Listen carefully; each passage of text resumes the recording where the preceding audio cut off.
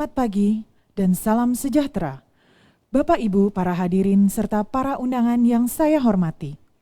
Perkenankanlah kami terlebih dahulu mengucapkan terima kasih kepada Bapak Ibu yang telah bersedia hadir dalam acara paparan publik PT Ensefal Putra Mega Trading Tbk, selanjutnya disebut Perseroan, dalam rangka pemaparan kinerja Perseroan sampai dengan 30 September 2020 yang diselenggarakan pada hari ini, Rabu, tanggal 16 Desember 2020.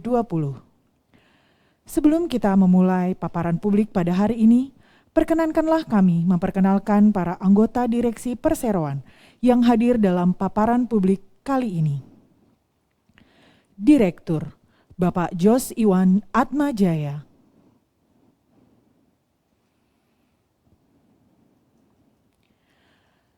Direktur, Bapak Handi Halim.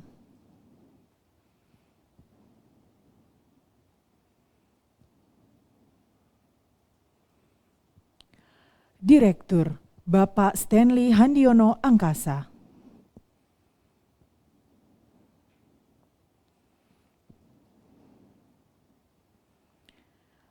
Paparan publik kali ini akan dibagi menjadi dua mata acara sebagai berikut. 1. Pemaparan kinerja Perseroan sampai dengan 30 September 2020 yang presentasinya akan disampaikan oleh Bapak Stanley Handiono Angkasa, Bapak Jos Iwan Atmajaya, dan Bapak Handi Halim. 2. Setelah presentasi selesai disampaikan, akan ada sesi tanya jawab untuk memberikan kesempatan bagi para hadirin serta para undangan yang akan mengajukan pertanyaan. Adapun tata tertib dalam sesi tanya jawab adalah sebagai berikut. A. Sesi tanya jawab akan dilakukan dengan cara menyampaikan pertanyaan melalui kolom Q&A pada aplikasi Zoom Webinar. Pertanyaan yang tidak diajukan melalui kolom Q&A tidak akan mendapatkan tanggapan. B. Setiap penanya diwajibkan untuk mencantumkan nama lengkap dan atau institusi yang diwakili. C. Kepada setiap penanya akan diberikan kesempatan untuk mengajukan 2 pertanyaan yang relevan dengan materi presentasi yang sudah disampaikan sebelumnya oleh Direksi Perseroan. D. Direksi Perseroan akan menjawab pertanyaan yang diajukan oleh 3 penanya pertama berdasarkan urutan waktu yang muncul pada kolom Q&A. Jika masih ada tersisa waktu, direksi akan menjawab pertanyaan dari penanya lainnya. Dan jika masih ada pertanyaan yang belum terjawab, maka akan dijawab melalui email yang sudah didaftarkan pada saat mengisi form pendaftaran. Untuk mempersingkat waktu, marilah kita mulai acara paparan publik kali ini dengan mata acara pertama, yaitu pemaparan kinerja Perseroan sampai dengan 30 September 2020. Kepada Bapak Stanley Handiono Angkasa, waktu dan tempat kami persilahkan. Selamat siang dan salam sejahtera, Bapak Ibu, para hadirin, serta para undangan yang saya hormati.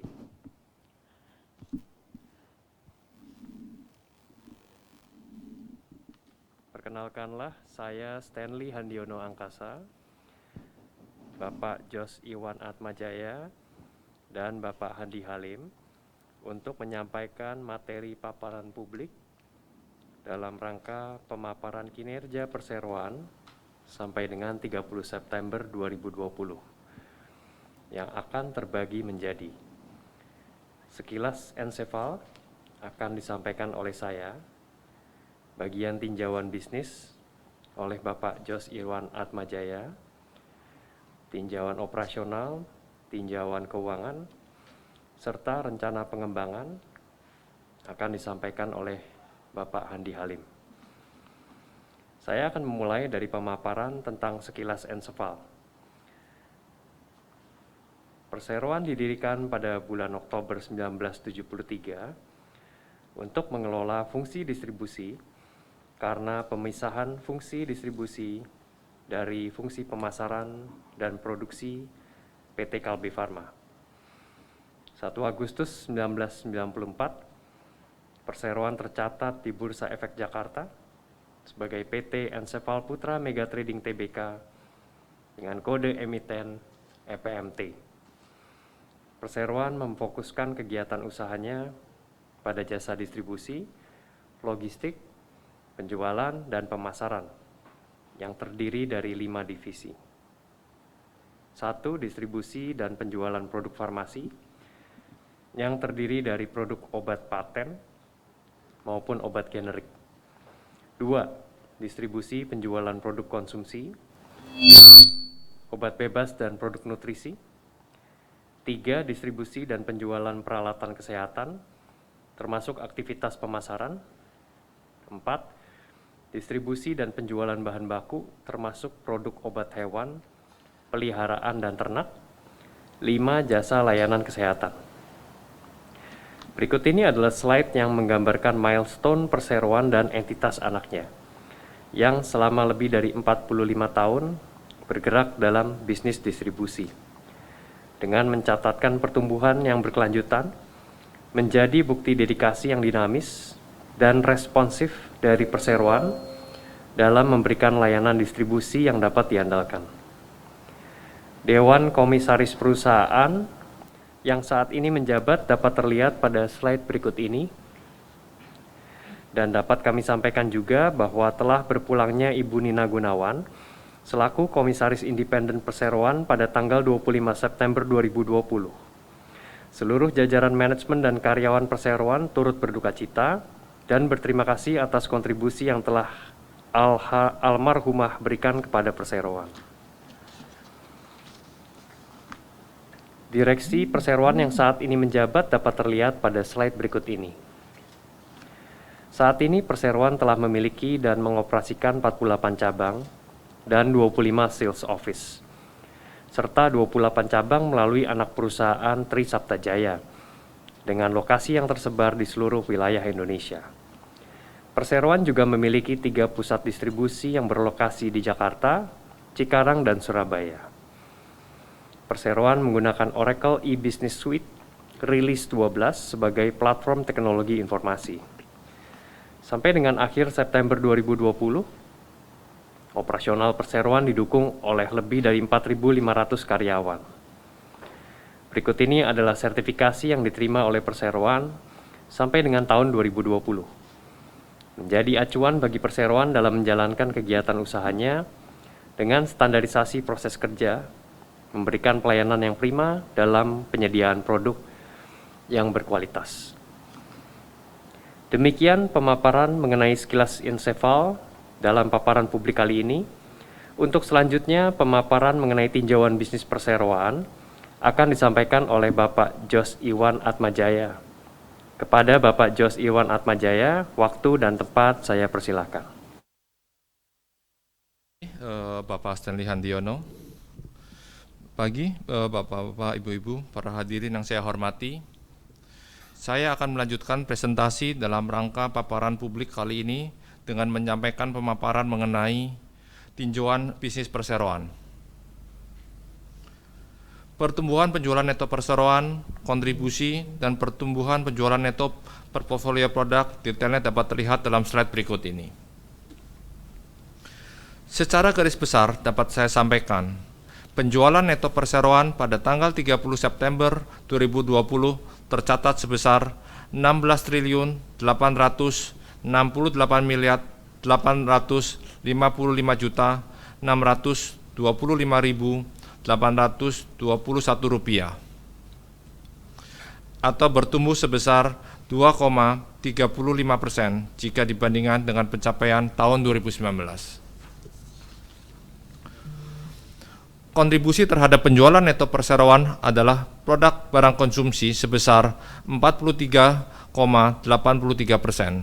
dengan pertumbuhan sebesar 3,94%. Selanjutnya adalah produk obat dengan resep dokter dengan kontribusi sebesar 25,47%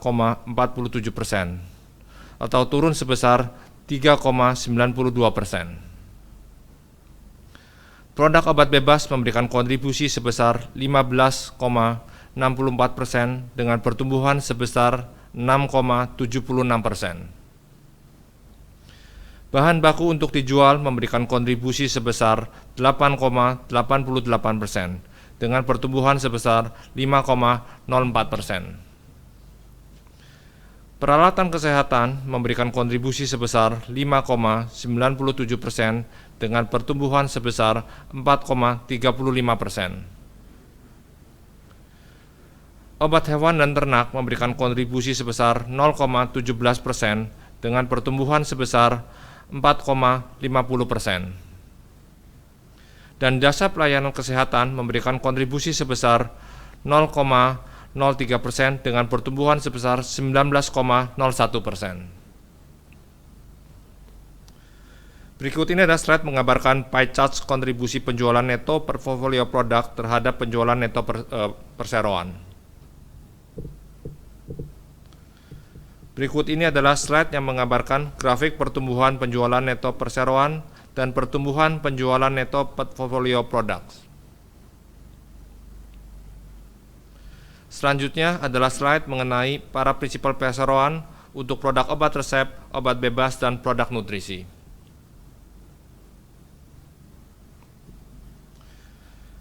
Kemudian berikut ini adalah slide mengenai para prinsipal perseroan untuk produk alat kesehatan dan diagnosa.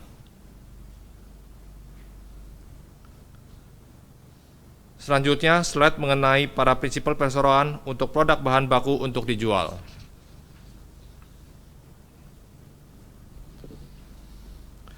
Berikut ini adalah slide mengabarkan peta jaringan distribusi perseroan yang sudah menjangkau seluruh pelosok Nusantara melalui keberadaan 3 distribution center, 48 cabang, dan 25 sales offices, serta 28 cabang melalui PT Trisapta Jaya. Berikut ini adalah pembagian coverage area untuk masing-masing distribution center perseroan. Berikut ini adalah detail nama-nama daerah di mana jaringan distribusi perseroan berada dan dapat terlihat dalam slide berikut ini.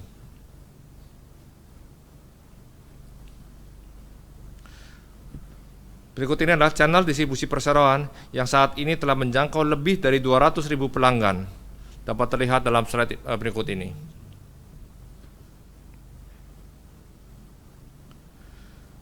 Berikut ini adalah slide key count pelanggan perseroan di retail modern.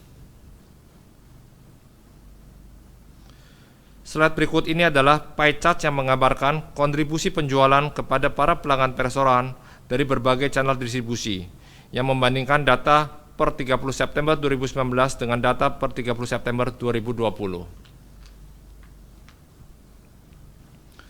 Slide berikut ini adalah pie chart yang mengabarkan kontribusi penjualan berdasarkan prinsipal perseroan dan internal dan eksternal dengan membandingkan data per 30 September 2019 dengan data per 30 September 2020. Perseroan senantiasa melakukan inovasi untuk mendukung bisnis perseroan dan sebagai upaya untuk tetap relevan dengan perkembangan, diantaranya adalah melalui Most Health, yaitu platform digital pembelian obat dan produk kesehatan di apotek-apotek terpercaya. Mostran sebagai platform digital yang menghubungkan ekosistem rantai pasok untuk produk-produk kesehatan.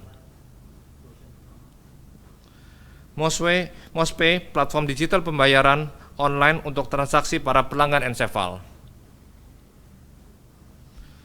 Emos, yaitu platform digital B2B yang fokus dalam produk farmasi dan kesehatan konsumen. Demikian pemaparan mengenai tinjauan bisnis perseroan dalam paparan publik kali ini. Untuk selanjutnya, pemaparan mengenai tinjauan operasional, tinjauan keuangan, dan rencana pengembangan perseroan akan disampaikan oleh Bapak Handi Halim. Kepada Bapak Handi Halim, waktu dan tempat saya persilakan. Terima kasih Bapak Jos Iwan Atmajaya. Baik, Bapak, Ibu, para hadirin yang saya hormati, saya akan melanjutkan presentasi dalam rangka paparan publik kali ini dengan menyampaikan pemaparan mengenai tinjauan operasional, tinjauan keuangan, dan rencana pengembangan perseroan. Saya akan mulai dari pemaparan tentang tinjauan operasional. Ensefal meyakini jaringan distribusi yang kuat adalah kunci keunggulan, dan oleh karenanya Ensefal berkomitmen untuk terus mengembangkan kapasitas pergudangan untuk menjaga ketersediaan produk dan meningkatkan kualitas arus kas. Sampai dengan bulan September 2020, Perseroan sedang melakukan proses penyelesaian pembangunan gedung dan gudang kantor cabang Makassar dengan kapasitas 5.500 palet, serta telah selesai merenovasi gedung cabang Sukabumi dengan kapasitas awal 502 palet menjadi 990 palet. Perseroan juga sudah menyelesaikan pembangunan fasilitas gudang di Delta Mas dengan luas tanah 5 hektar, yang di atasnya telah dibangun menjadi pusat distribusi perseroan seluas 11.100 meter persegi dan gudang bahan baku seluas 12.900 meter persegi untuk entitas anak perseroan, yaitu PT Global Kemindo Mega Trading. Sertifikasi CDOB terhadap seluruh cabang perseroan akan menjadi kunci keunggulan perseroan dalam proses distribusi obat guna menjamin ketersediaan produk yang bermutu bagi masyarakat. Hingga saat ini, PT Ensefal Putra Mega Trading Tbk telah memiliki 49 sertifikat CDOB untuk kantor pusat dan kantor cabang yang tersebar di seluruh Indonesia. Slide berikut adalah detail nama-nama cabang perseroan yang telah menerima sertifikasi CDOB dari Badan POM Republik Indonesia.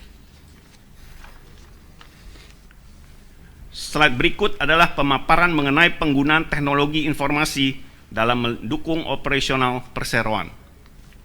Warehouse Management System membantu perseroan dalam mengontrol segala proses yang terjadi seperti shipping, receiving, put away, move, dan picking. Geographical Information System membantu perseroan dalam memvalidasi keberadaan pelanggan. Cold Chain Management System yang handal dan telah diimplementasikan di seluruh gudang distribution center dan cabang serta tersertifikasi oleh BPOM. Centralized Measure Data Monitoring System untuk memantau suhu ruangan gudang di semua cabang dan dapat terpantau secara terpusat. Visual Dashboard Online sehingga perkembangan bisnis di setiap cabang dapat terpantau secara real time. Ensefal Visual Analytic yang digunakan untuk mengelola dan menganalisa data yang dibutuhkan oleh perseroan untuk memutuskan langkah dan strategi bisnis. Ensefal Customer Care Hotline 15095. Order Management System berbasis web dan mobile apps. Saya akan lanjutkan dengan pemaparan tentang tinjauan keuangan.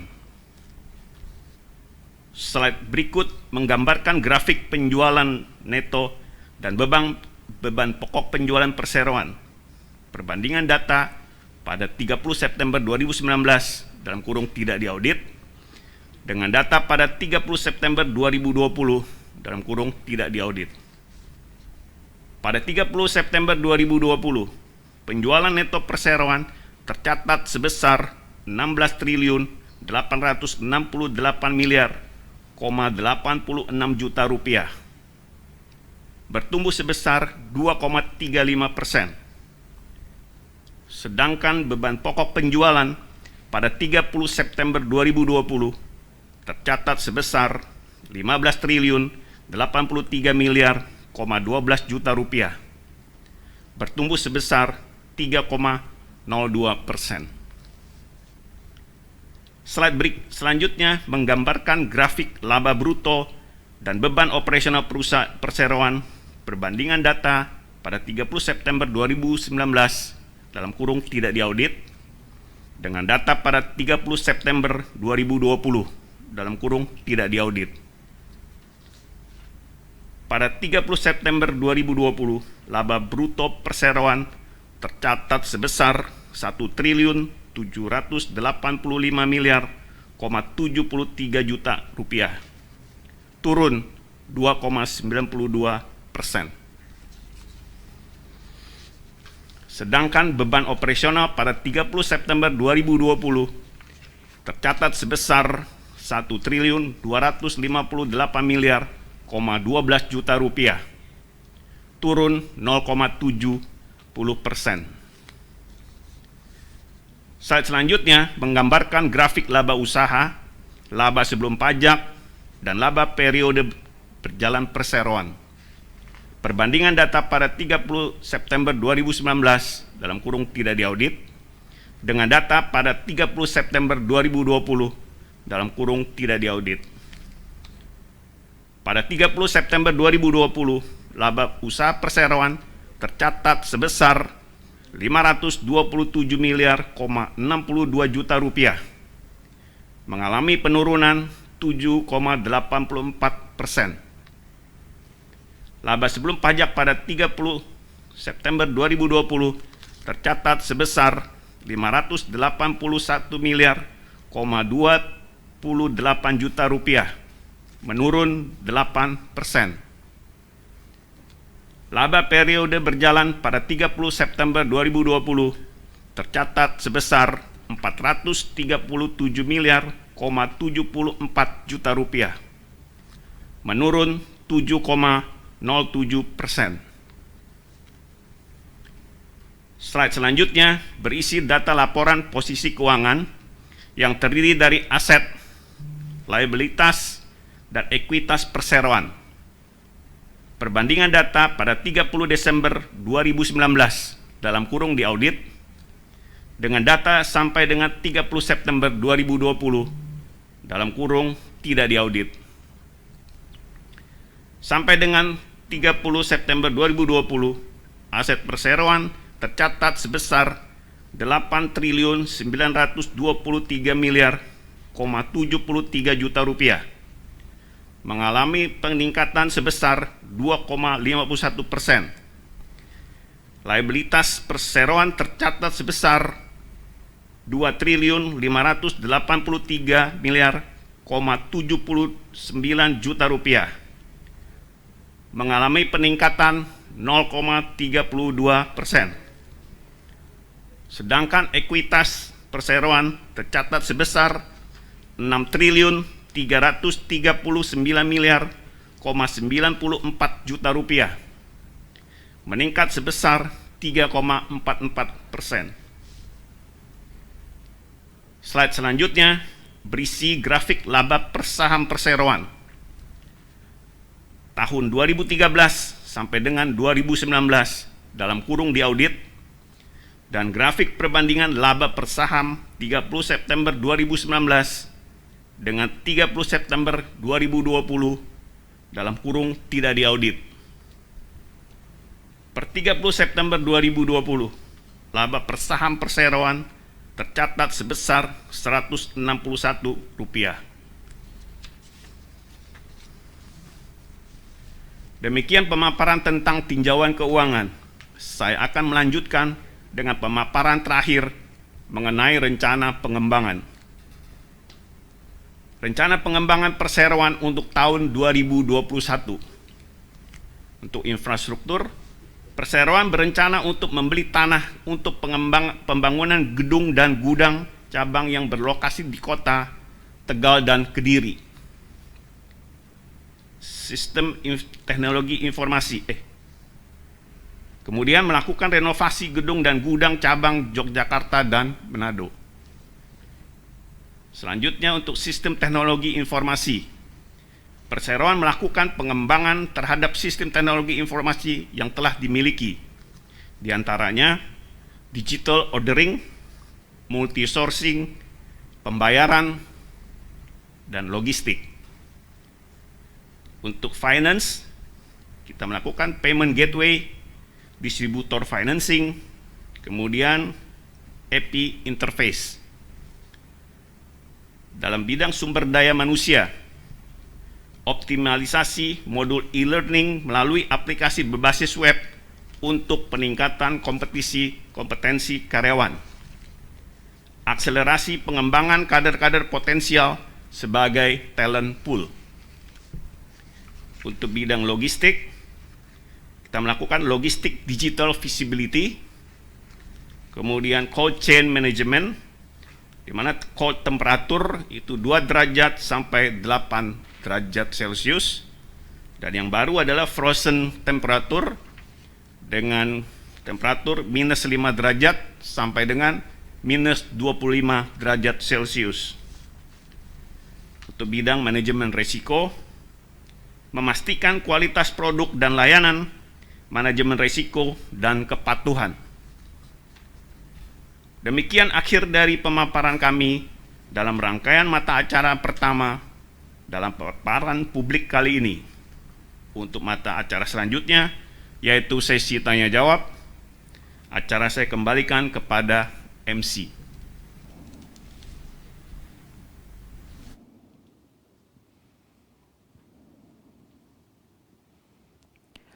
Terima kasih kepada Bapak Stanley Handiono Angkasa, Bapak Jos Iwan Atmajaya, dan Bapak Handi Halim yang telah menyampaikan materi presentasi pemaparan kinerja perseroan sampai dengan 30 September 2020. Untuk selanjutnya, kami akan memberikan kesempatan kepada para peserta yang akan mengajukan pertanyaan. Dapat diajukan melalui kolom Q&A. Dan kembali kami ingatkan, bagi pertanyaan yang tidak diajukan melalui kolom Q&A, maka tidak akan mendapatkan tanggapan. Setiap penanya diwajibkan untuk mencantumkan nama lengkap dan atau institusi yang diwakili. Kepada setiap penanya akan diberikan kesempatan untuk mengajukan 2 pertanyaan yang relevan dengan materi presentasi yang sudah disampaikan sebelumnya oleh direksi. Direksi perseroan akan menjawab pertanyaan yang diajukan oleh 3 orang penanya pertama berdasarkan urutan waktu yang muncul pada kolom Q&A. Dan jika masih ada waktu, direksi akan menjawab pertanyaan dari penanya lainnya.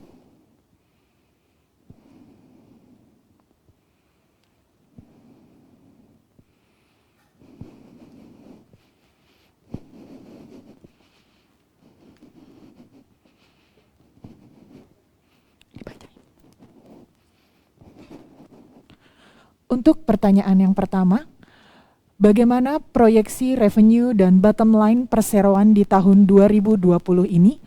Dan bagaimana pula dengan proyeksi pertumbuhan di tahun 2021 ke depan? Serta bagaimana strategi perseroan mencapainya? Berapa jumlah belanja modal perseroan di tahun ini? Serta berapa pula anggaran untuk tahun 2021? Mengingat dalam materi paparan publiknya disebutkan perseroan akan menambah gudang baru.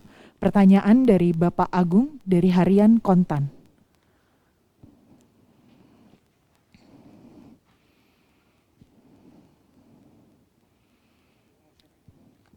Kami persilahkan.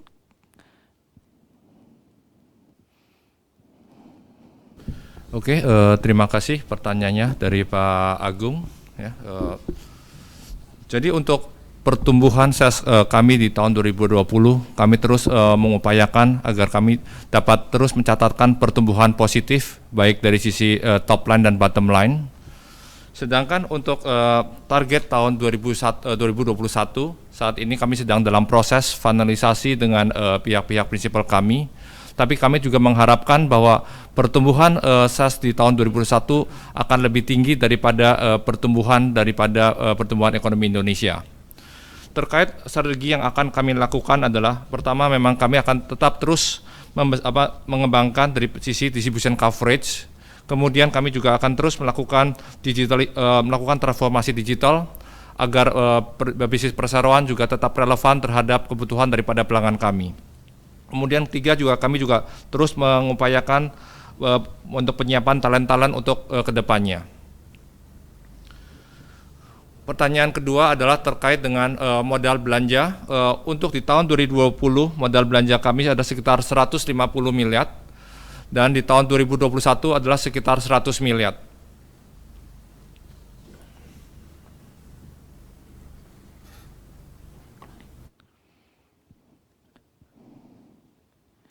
Untuk pertanyaan kedua, Apakah Ensefal akan terlibat dalam distribusi vaksin COVID-19 yang dipimpin oleh Bio Farma? Dan seberapa besar alokasi yang akan diberikan?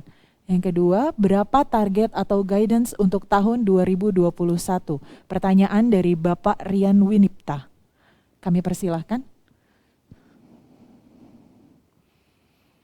Terima kasih kepada Pak Ryan Winipta terkait apakah Ensefal akan terlibat dalam distribusi vaksin COVID 2019.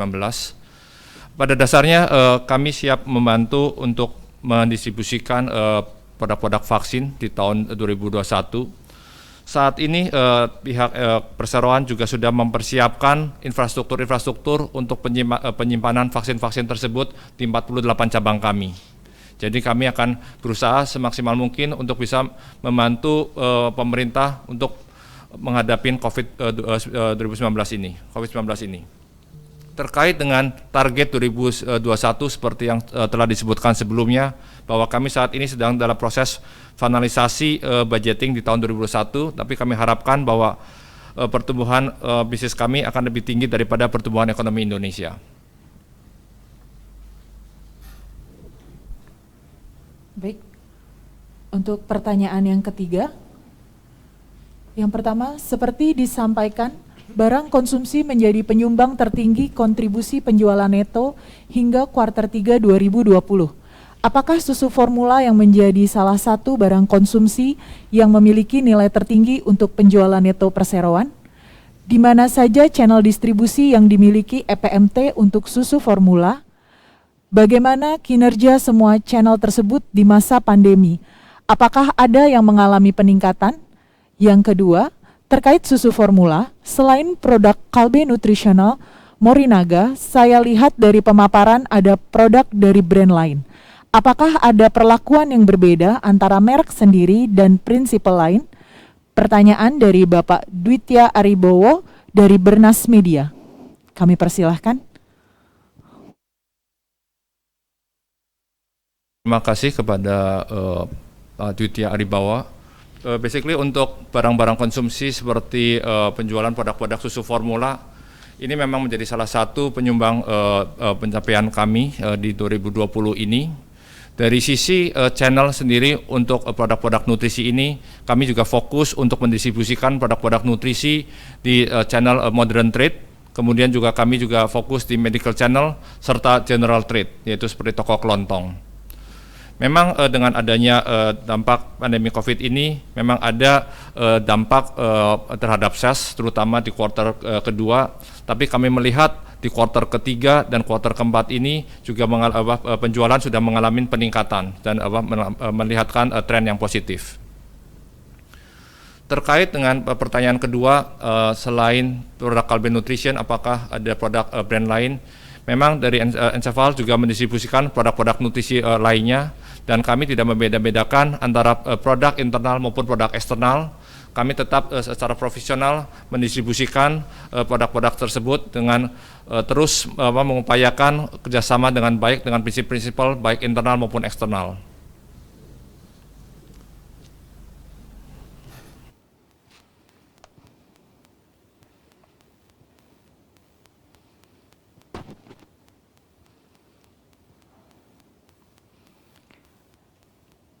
Baik, Bapak Ibu sekalian, sudah dijawab 6 buah pertanyaan yang disampaikan oleh 3 orang penanya, dan dikarenakan waktu sudah habis, maka sesi tanya jawab kami tutup. Dan jika masih ada pertanyaan yang belum terjawab, maka akan dibalas oleh Corporate Secretary melalui email yang telah didaftarkan pada form pendaftaran. Demikian kami dapat sampaikan. Maka, selesailah sudah seluruh rangkaian mata acara untuk paparan publik kali ini, dan kami atas nama Direksi PT Ensefal Putra Mega Trading Tbk dengan segala hormat mengucapkan terima kasih atas kerjasama dan kehadiran para peserta sehingga memungkinkan paparan publik ini berjalan dengan lancar dan sukses. Selain itu, kami juga memberikan voucher diskon Mouse Health sebesar Rp75.000 kepada 25 orang pendaftar pertama Public Expose yang telah mendaftar melalui link pendaftaran dengan ketentuan sebagai berikut. Voucher hanya dapat digunakan pada nomor handphone yang telah didaftarkan. Voucher hanya dapat digunakan di aplikasi MosHealth yang dapat didownload di Google Play Store. Gunakan nomor handphone yang Anda daftarkan untuk mengikuti Public Expose EPMT 2020 saat melakukan registrasi aplikasi MosHealth. Cara instalasi, penggunaan, dan informasi lainnya dapat dilihat melalui situs www.moshealth.id. Voucher berlaku sampai dengan 31 Januari 2021 dengan minimum pembelanjaan sebesar Rp150.000. Sekali lagi, kami mengucapkan terima kasih atas kerjasama dan kehadiran para peserta, sehingga paparan publik ini dapat berjalan dengan lancar dan sukses. Terima kasih.